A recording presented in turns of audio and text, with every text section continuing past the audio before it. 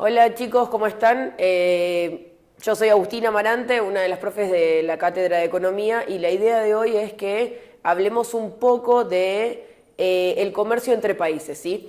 La idea es que nosotros a partir de ahora vamos a abrir la economía. Hasta ahora estábamos trabajando con un modelo de economía cerrada que no comerciaba con otros países, y ahora lo que vamos a hacer es incorporar un montón de herramientas que tienen que ver con el comercio internacional y que tienen que ver con países comerciando con otros países, ¿sí? Esto es como el inicio de lo que llamamos balance de pagos, que va a ser toda la interacción y todo el registro de las actividades económicas que haya entre dos países. Entonces vamos a dar toda la parte introductoria como para que entiendan un poco más.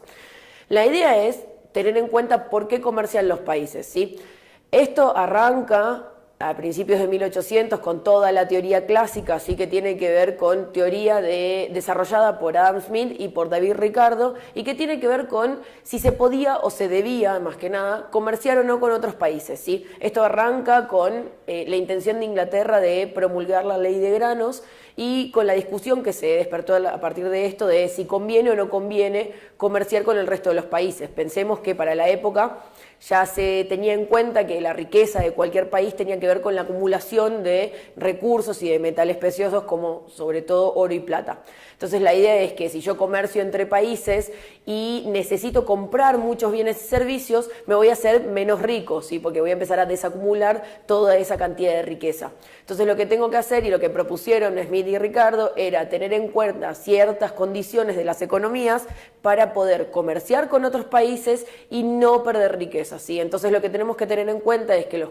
países comercian teniendo en cuenta sobre todo la dotación de recursos naturales. ¿A qué me refiero con esto?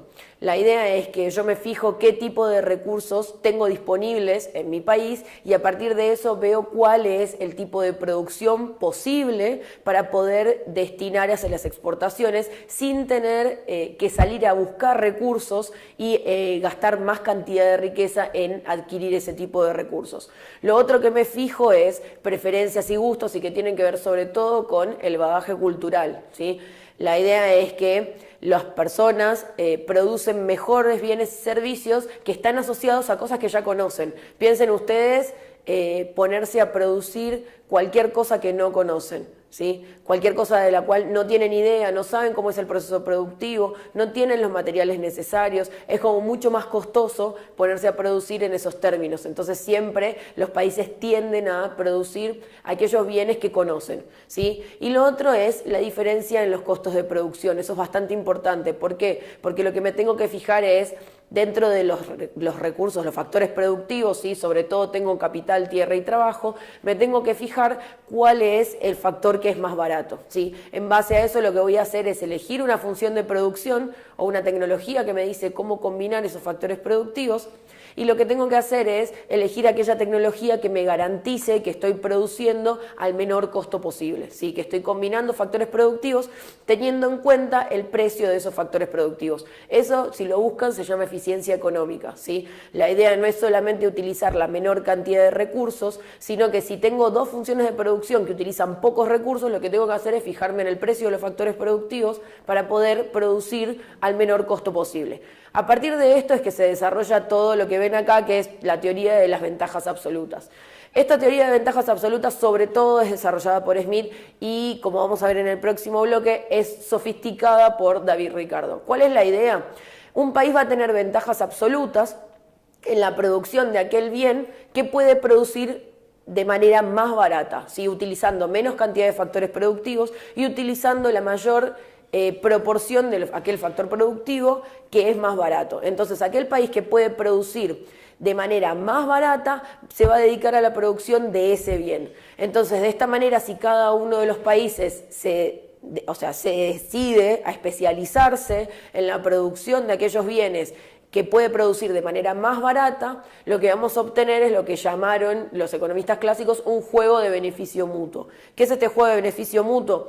La idea es que tengo varios países, cada uno de los países puede producir de forma de la forma más barata posible y puede ofertar en el mercado internacional ese bien al menor precio posible. Entonces, los países van a tener un ingreso a partir de la venta de sus bienes, pero aquellos que compren esos bienes también se van a ver beneficiados porque van a pagar el menor precio posible por la demanda de ese bien. Entonces, la idea es que todos los países salen ganando y de esa manera cada uno de los países se va a especializar en la producción de algún bien y va a tener ingresos por la venta de ese bien en el cual se especializa y va a tener egresos para hacerse del resto de los bienes. ¿Sí? La idea es que cada uno se especialice en una canasta chica de bienes porque al diversificarse se encarecen los costos de producción del resto de los bienes. Entonces, con esto estaríamos cerrando el tema de ventajas absolutas. Seguimos en el próximo bloque profundizando un poco más estos conceptos.